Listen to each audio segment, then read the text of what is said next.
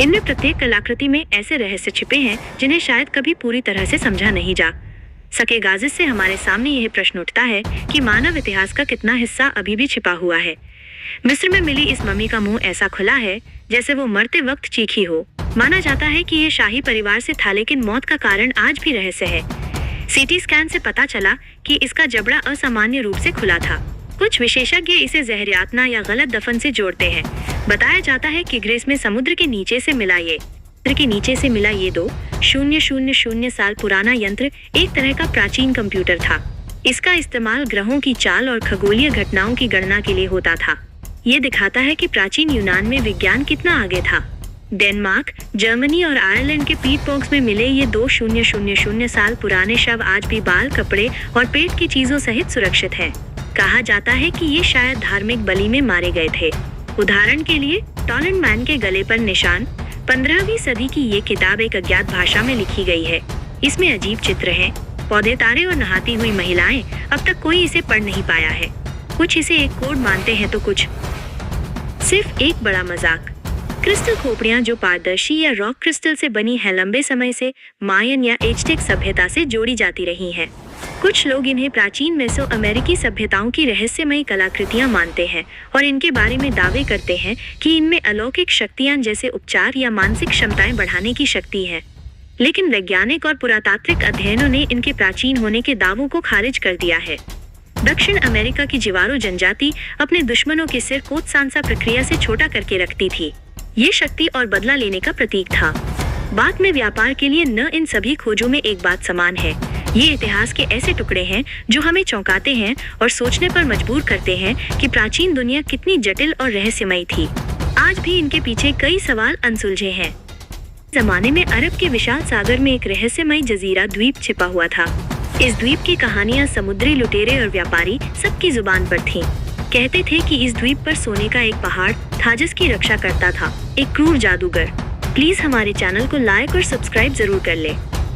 Baghdad का एक साहसी नौजवान जिसका नाम अजान था, उसने ठानी कि वो इस खजाने को ढूंढ कर ही रहेगा।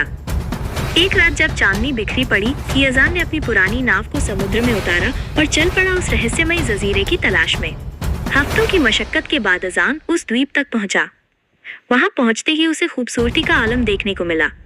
चारों तरफ हरियाली, खिलते फूल और चिड़ियों की चहचहा। लेकिन असली चुनौती तब शुरू हुई जब अजान को उस जादूगर का सामना करना पड़ा। जादूगर ने अजान को अपनी जादुई शक्तियों से पहेलियां बुझाने को कहा। हर पहेली के सही उत्तर के साथ ही अजान को मिलता चला गया एक एक करके सोने के सिक्के। अजान ने बुद्धिमत्ता और साहस से हर पहेली का हल निकाला और उसके सामने खजाने के दरवाजे खुलते चले गए।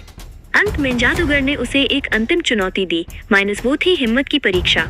अजान को एक ऐसा कमरा मिला जो सोने से भरा हुआ था, लेकिन सिर्फ 5 मिनट के लिए। उसे इतने समय जितना सोना ले सकता था लेना था।